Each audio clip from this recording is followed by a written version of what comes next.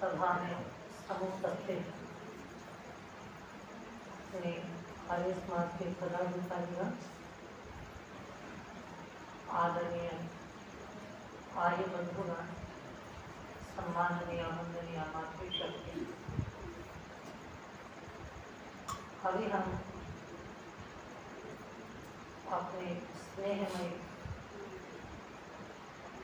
तनु जी के माध्यम से सत्संग की गंगा में स्नान कर रहे थे और विभिन्न क्षेत्रों में ऋषि के ऋण को वो जिस प्रकार से प्रस्तुत कर रही थी, उसमें नारी जाति के ऊपर जो महर्षि देवदयानंद का बहुत बड़ा ऋण है कि आज हम मंच के ऊपर बैठ कर के आपके साथ बैठकर एक चिंतन मनन कर पाते हैं। सारा ऋषि का उपकार है, उसको हम समझने का प्रयास कर रहे थे।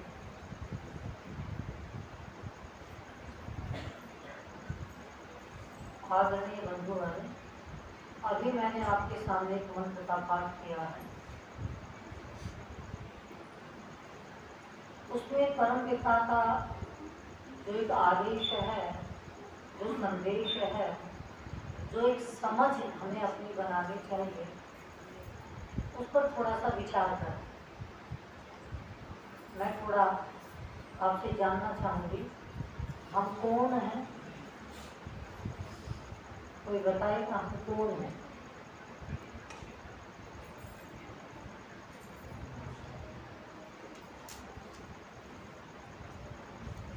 मैं स्वयं कह देती हूँ, ये भी एक उत्तर देना चाहे।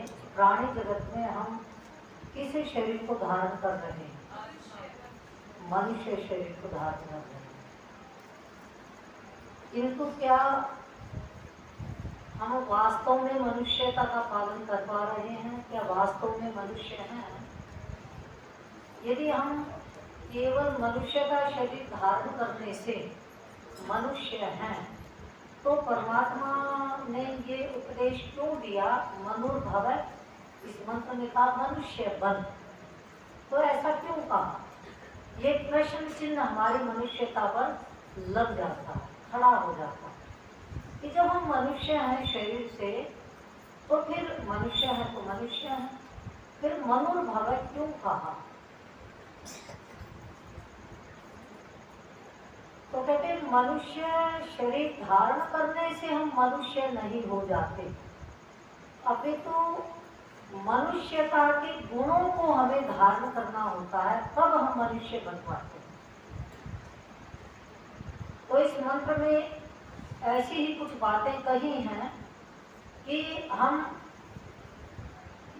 मनुष्य बनते हुए किन सूत्रों को अपने जीवन में पकड़ करके रखें, उस पर थोड़ा सा चिंतन मनन करेंगे। देखिए, इस मंत्र के प्रथम चरण में बड़ी सुंदर बात कही है। तंतुम तन्वन रजसो भाव मन विहि। तंतुम तन्वन रजस, रजस कहते हैं लोक को। कहते इस संसार के अंदर तंतुम तन्वन, ताना बाना बुनता हुआ। तंतु कहते हैं सूत्र को, धागे को।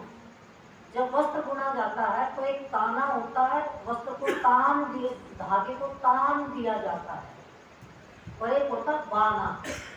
एक बार वस्त्र को ताना और दोबारा उस पर ऐसे बुनते चले जाते हैं, तो वो वस्त्र उसे ठोकते जाते हैं, वो वस्त्र सघन बन जाता है, तो उसको कहते ताना बाना। तंतु को ताने बाने को तनवन, ताने बाने को तनता हुआ, उसका विस्तार करता हुआ। अब क्या हम केवल वस्त्र बुनना सीख लें, क्या उससे मनुष्य बन जाएंगे? यहाँ पर मनुष्य के लिए ताने बाने की जो बात कही है, वो कर्मों के ताने बाने की बात कही है। इस संसार के अंदर हम कर्मों का ताना बाना बुनते हुए अपनी जीवन यात्रा को आगे बढ़ाएं, अर्थात निकम्मे होकर के न रहें, कर्मशील बने। इस मंत्र खंड का, मंत्र वचन का यही भाव है, हमें कर्मशील बन करके जीना चाहिए। क्योंकि वेद में कहा यदि कर्म नहीं करेंगे तो अकर्मा दस्यु, कर्म न करने वाले को दस्यु की संज्ञा दी है, वो तो दस्यु है। दस्यु कहते दानव को, पिशाच को, निशाचर को, राक्षस को। जो कर्मशील, कर्म तो वो भी करते हैं, पिशाच प्रवृत्ति के जो होते हैं, जो राक्षस वृत्ति के होते हैं, दानव वृत्ति के होते हैं, वो कोई निकम्मे थोड़ी रहते हैं और पूरी रात घूम घूम के कर्म करते हैं। कोई चोर का, डकैती का, उल्टे सुलटे कर्म करते रहते हैं। तो कहते हैं यहाँ पर कहा मनुष्य का पहला लक्षण है कि वो कर्म करता हुआ ही जीने की इच्छा हो। जैसा कि यजुर्वेद के 40वें अध्याय के आरंभ में लिखा, पूर्वज्ञ वेह कर्माणि जिति विशेष 100 वर्ष भी जीने की इच्छा करो तो कर्म करते हुए जीने की इच्छा करना। इसलिए हम कई बार बहुत कुछ अस्वस्थ हो जाते हैं। ईश्वर, जीवन के अंतिम समय तक पराधीन मत बनाना, अपने जीवन को हम अपने आप चलाते रहें। ऐसा मत करना मुझे अपने जीवन में खाना पीना उठना बैठने के लिए भी दूसरों का सहारा लेना पड़े, ऐसा हम चाहते नहीं। तो भावना तो कर्म करने की होती है। तो यहाँ पर कहा पूर्वज्ञ वेह कर्माणि, 100 वर्ष तक जीने की इच्छा करो तो कर्म करते हुए जीने की इच्छा करो। तो पहला उद्देश्य मनुष्य के लिए परमपिता परमात्मा है कर्मशील बनना। और कर्म में अभी बता रहे थे, कर्म तो दस्यु भी करते हैं। तो आगे का भानु अन्विहि, भानु अन्विहि, भानु कहते सूर्य को। जैसे सूर्य के प्रकाश में हम अपने कर्मों को बड़े अच्छी प्रकार से पूरा कर लेते हैं, रात्रि में नहीं कर पाते हैं।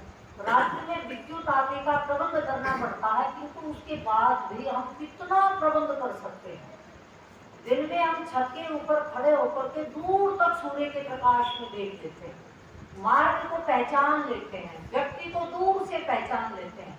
किंतु रात्रि के प्रकाश में हम उसका 25% भी सामर्थ्य है। विद्युत का प्रकाश पाने पर भी हमारे पास 25% से अधिक सामर्थ्य नहीं रहता। तो सूर्य के प्रकाश में हमारा 100% सामर्थ्य बन जाता काम करने का। तो यहाँ पर कहा भानु अन्विहि, अर्थात प्रकाश युक्त कर्म करना। प्रकाश क्या है? ये नहीं कि सूर्य के प्रकाश में कैसे भी कर्म करें। प्रकाश यहाँ पर ज्ञान का प्रकाश है, अर्थात ज्ञान के प्रकाश में कर्म को करना। जब किसी भी कर्म को करने के लिए तू आगे चले तो संज्ञान पूर्वक कर्म करना। ये कर्म करणीय है अथवा अकरणीय है, ये लाभ का है या हानि का, पुण्य का है या पाप का है, धर्म का या अधर्म का। हम किसी भी कर्म को करने से पहले क्या इतना विचार कर पाते हैं? कभी नहीं कर पाते। तो इसलिए यदि हम, मनुष्य का पहला लक्षण यही है कि कर्मशील होना, और दूसरा लक्षण है कर्म को करने से पहले विचार कर लेना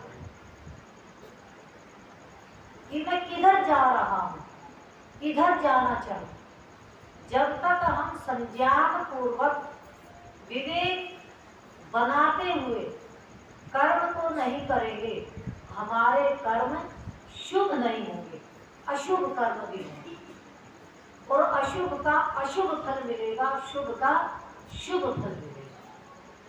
तो यहाँ पर कहा दूसरी बात भानु अन्विहि, प्रकाश अर्थात ज्ञान के अनुकूल मति बना करके गति करना, कर्म करना। तो मनुष्यता का दूसरा लक्षण इस प्रकार से ये बतलाया गया, भानु अन्विहि अर्थात प्रकाश के अनुसार कर्म करना। अब ये ज्ञान कहाँ से प्राप्त हो? ज्ञान हमारे सबके पास अपने जन्म जन्मांतरों में ज्ञान होता है, समाज से भी ज्ञान का संग्रह करते हैं। तो आता ना आचार्य पाद मानते, बालक जब ज्ञान का अर्जन करने के लिए आचार्य कुल में प्रवेश लेता है तो वहां पर कहा वो चौथाई भाग, पादम कहते चौथाई भाग को, 25% को ज्ञान आचार्य से लेता, हम उसको ये नहीं कह सकते वो सारा जानआचार्य से लेता। आचार्य पाद मानते और पादम शिष्य स्वमेव गया, और 25% वो अपनी बुद्धि से प्राप्त करता है, और पादम सब्रह्मचारी, और 25% अपने साथ वालों से ज्ञान देता, और पादम काल क्रमेण च, और 25% समय के साथ वो समाज को देखता देखता देखता देखता ज्ञान का अर्जन करता चलता। तो ये ज्ञान की जो धारा है, तो उस ज्ञान की धारा के विषय में कि किस प्रकार से ज्ञान करें, तो ये ज्ञान के बहुत सारे प्रकार हैं। जैसा मैंने आपके सामने कहा, इस प्रकार से प्राप्त करते ज्ञान को बढ़ाते हैं।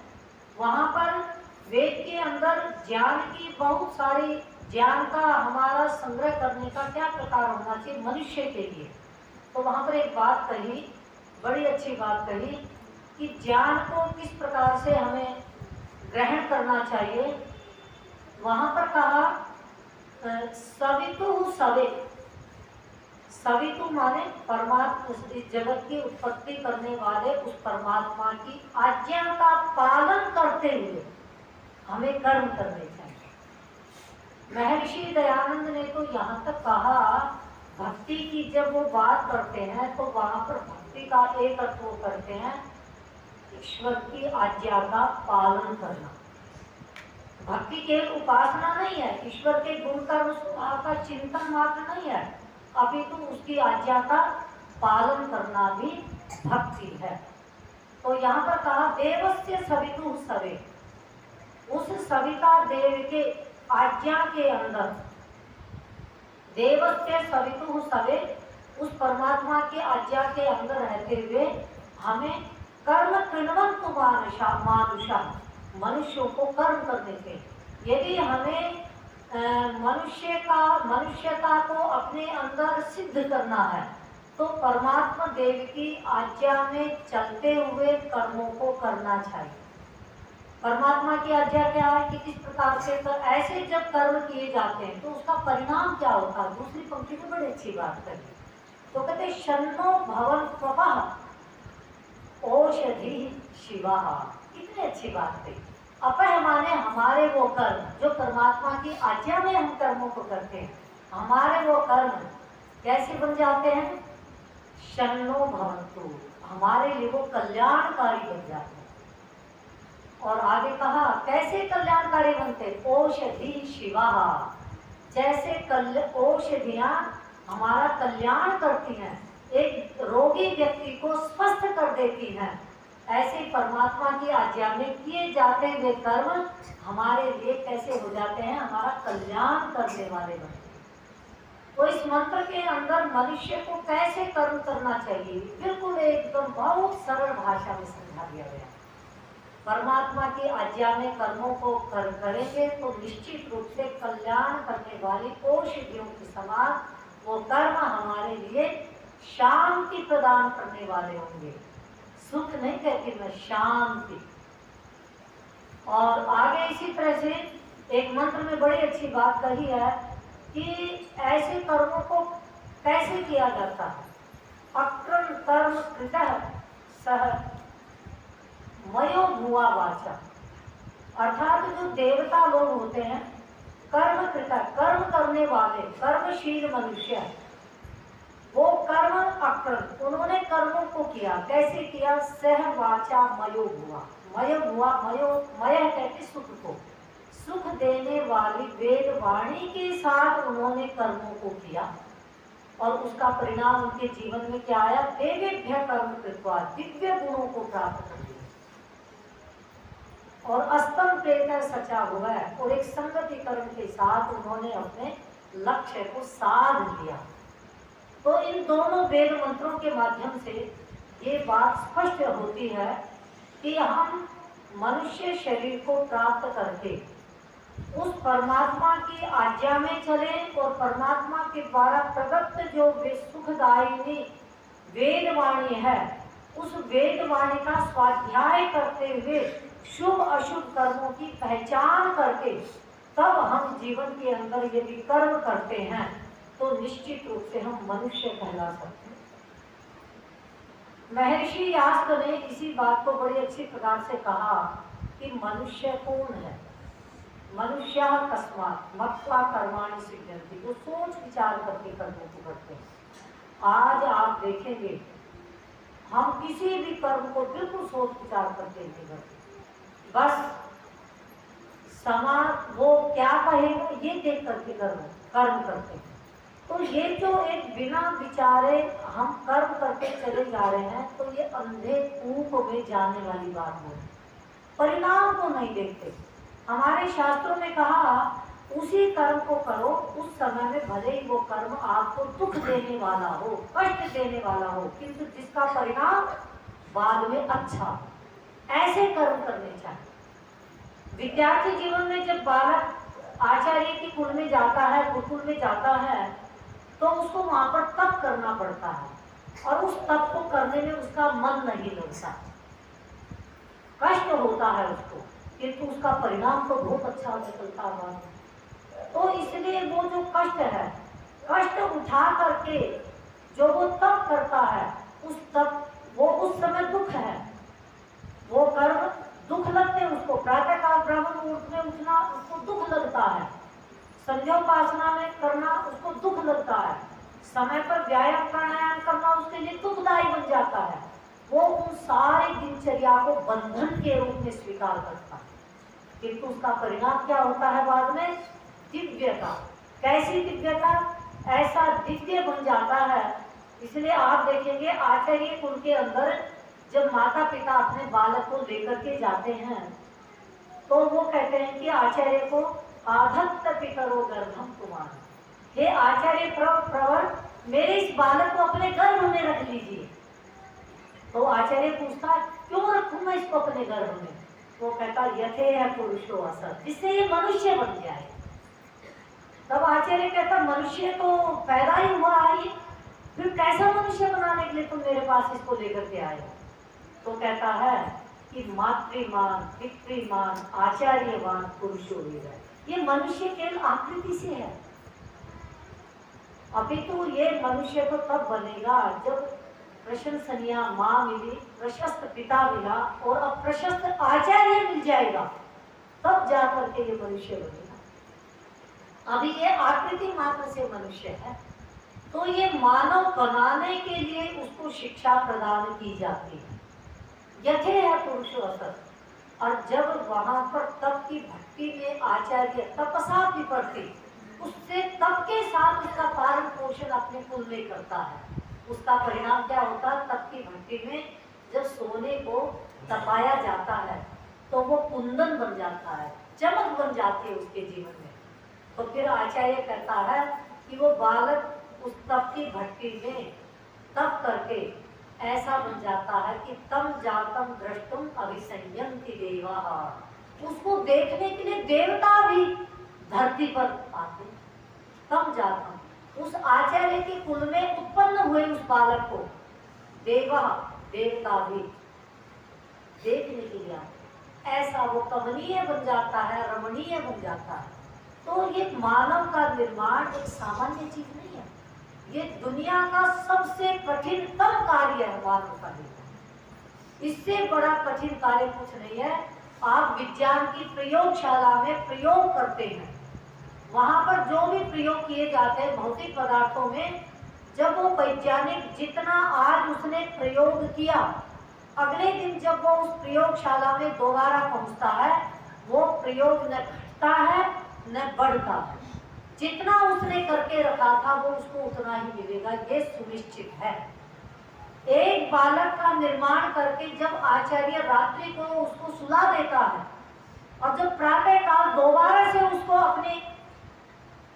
अपने अंतेवासी के रूप में अपने सामने उपस्थित करता है, वो बालक घट भी सकता है, बढ़ भी आगे भी जा सकता है, नीचे भी जा सकता है और जितना था उतना भी रह सकता। तीनों संभावनाएं उसमें नहीं, क्योंकि वो चेतन है, उसके पास कर्म का अधिकार है। वो जैसा सोचे, जन्म जन्मांतरों के संस्कार हैं, माता पिता के बीज के संस्कार हैं, वातावरण के संस्कार हैं, अपने सहवासी सहपाठियों के साथ एक वातावरण को लेकर के वो अपना निर्माण कर रहा है, तो कितनी संभावनाएं हैं, और वो खुद चेतन है। तो ऐसे चेतन व्यक्ति का निर्माण करना कितना कठिन है, कितना कठिन है। इस धरती का सबसे कठिनतम कार्य है। इसलिए माता पिता बचपन से ही जब वो गर्भ धारण करते, उससे पहले उसको तैयारी करनी पड़ती है, उससे पहले मानव निर्माण की तैयारी करनी पड़ती है। और उसके पश्चात जब वो गर्भ में आ जाता है तो उसका प्रत्येक विचार, प्रत्येक चिंतन, आहार विहार, सारी चीजें उसको कितनी साधना के साथ करनी पड़ती है। वो परमात्मा का एक उपहार उसके गर्भ में आता है, जिस उपहार को वो बहुत ही संजो करके रखती है, प्रतिपल उसका विचार करती है। किंतु आज आप देखेंगे, और 16 संस्कारों का उसका विधान होता है, उतने संस्कार तक कितने संस्कार हो जाते हैं उसके अंदर। आज आप देखेंगे क्या माताएं उस तैयारी के साथ बालक को जन्म दे रही हैं। उससे पूर्व कुछ नहीं पता बालक कब पैदा हो गया, पता ही नहीं है, कुछ विचार ही नहीं है संतान का। तो ये मानव निर्माण की प्रक्रिया नहीं है। इसलिए आज सबसे कठिन समस्या है हमारे लिए कि हमारे बच्चे बंद नहीं रहे। उनको संस्कार कहाँ से दे, कैसे दे? ये इतनी वैज्ञानिक एक पद्धति है मानव निर्माण की, जिसका आरंभ कब से पैदा हो जाता है। तो जब तक इस पद्धति को पुनः प्रतिष्ठित नहीं कर पाएंगे, तब तक मानव निर्माण नहीं हो पाएगा। पर हम सब जो इस प्रकार के व्यक्ति बैठे हैं, हम तो जन्म ले चुके हैं, तो हमें अब उस पद्धति से तो हमारा जन्म अब होना है। किंतु इस मंत्र में जो बातें बताई हैं, ऐसी कुछ बातों को लेकर के यदि हम चिंतन करेंगे, तो कम से कम जितना जीवन हमारा शेष है, उस जीवन में तो हम अगला जन्म अपना अच्छा बना सकते हैं। तो इसलिए मैंने आपके सामने कही एक बात कि परमात्मा की आज्ञा के अनुसार हम कर्मों को करें तो निश्चित रूप से हम भाव मन में ही इसको पूरा कर पाएंगे। अब यहाँ पर अगली जो एक दूसरी बात आती है, उसके अंदर कहा कि ज्योतिष मत पथो रक्षक दिया। हम कोई भी चीज करते हैं, हमें अपने आचार्य से, अपने माता पिता से, किसी विद्वान से, किसी मनीषी से कोई भी चीज हमें मिलती है। प्रातः काल में मैंने इसका संकेत किया था। इसको हम हमारे ब्राह्मण ग्रंथों में रूप समृद्धि कहा गया कि जो भी कुछ ज्ञान हमें मिला है, ज्योतिष मत पथो रक्षक दिया, अपनी बुद्धि के द्वारा जो ज्ञान हमने, पहले तो हमने कर्मशील बने, उस कर्मशीलता के साथ साथ ज्ञान पूर्वक कर्मों को करना, ये मनुष्य का दूसरा एक स्तंभ है। और तीसरा क्या है कि जो कुछ भी ज्ञान के पूर्वक हम कर्मों को कर रहे हैं, उसको अपनी बुद्धि के द्वारा और अधिक परिष्कृत करते हुए और उन मार्गों की, उन ज्ञान के मार्गों की रक्षा करें। यदि हमने ज्ञान के मार्गों की रक्षा नहीं की, तो अगली पीढ़ी को हम कुछ भी नहीं दे पाएंगे। इसलिए कहा जाता है वंश की एक परंपरा होती है। प्रत्येक माता पिता अपनी वंश परंपरा को जब चलाता है, तो अपनी कुल परंपरा की ख्याति को भी उसको देता है। वो केवल धन नहीं होता, ज्ञान नहीं होता, ज्ञान भी होता है, धन भी होता है, उसके साथ एक संस्कार भी होते हैं। तो वो समझता है कि मैं अपनी संतान को अपने कुल की परंपराएं दे करके जाऊं, संस्कार दे करके जाऊं, ज्ञान दे करके जाऊं। धन देने की ज्यादा आवश्यकता नहीं होती, धन तो आधिकारिक रूप से कानून की दृष्टि से उसको स्वयं मिल जाता है, वो उसका अधिकारी बन जाता है। मुख्य चीज है मनुष्य के जीवन में तो उसको ज्ञान और संस्कार दे करके जाना। इसलिए आप देखेंगे, मैं कई परिवारों में देखती हूँ जो अपने बच्चों को संस्कार और ज्ञान, संस्कार रूपी ज्ञान की पवित्र परंपरा नहीं दे करके पाते हैं।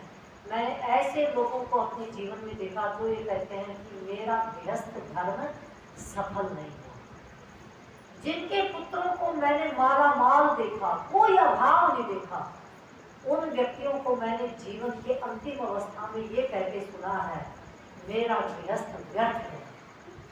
तो मैंने पूछा ऐसा क्यों बोलते हो, आपके तो 5 बच्चे हैं, वो सारे कितने समृद्ध, कोठी बंगले, गाड़ियां, अधिकार, पद, पैसा, प्रतिष्ठा, सब कुछ माला माल है, भरा भरा पूरा परिवार है, ऐसा क्यों कह रहे हो? मैंने अपने बच्चों को संस्कार नहीं दे पाया, वेद ज्ञान नहीं दे पाया, मैं पवित्र वैदिक धर्म की परंपरा से उनको आत्मसात नहीं कर पाया, मैंने कुछ नहीं दिया। आज मैं पश्चाताप के साथ प्रतिपल अपने आप को अनुभव करता हूँ, क्योंकि उसके अंदर प्रकाश आ गया।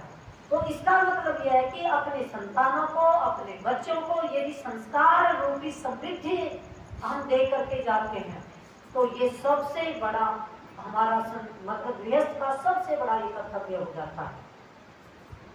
तो इसके अंदर ज्योतिष मत पथो रक्षा ध्यान कृता, अर्थात अपनी बुद्धि के द्वारा जो ज्ञान हमें प्राप्त हुआ है, अपनी बुद्धि के द्वारा हम उन मार्गों को परिष्कृत करके, संस्कृत करके, और हम अपने संतानों को ज्योतिष मत उन मार्गों की रक्षा करें।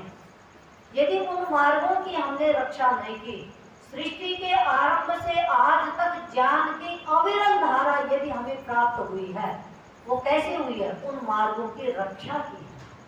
जिन्होंने रक्षा की तो यहाँ तक पहुंचे हैं।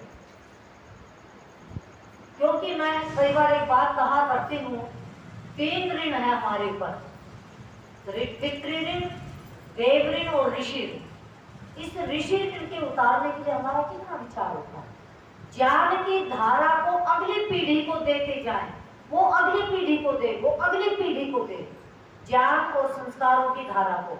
यदि ऐसा हम कर पाते हैं तो हम ऋषि ऋण से पूर्ण हो सकते हैं, और यदि हमने ऐसा नहीं किया तो हम ऋषि ऋण से कभी पूर्ण नहीं हो पाएंगे।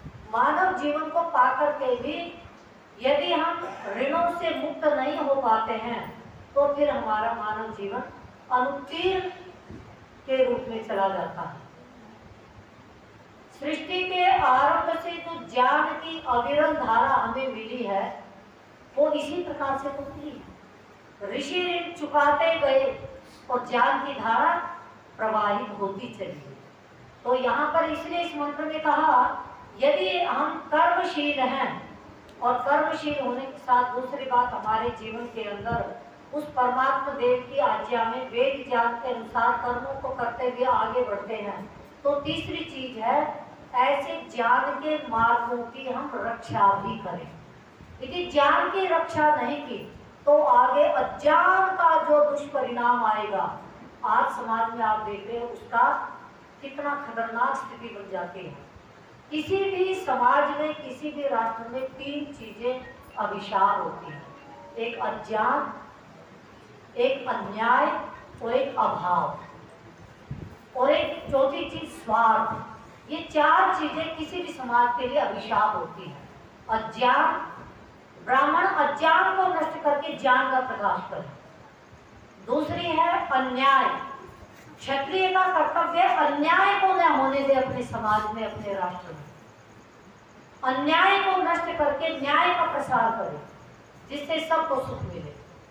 और वैश्य का कर्तव्य अपने राष्ट्र में अभाव न रहने दे, कोई गरीब ना रहे।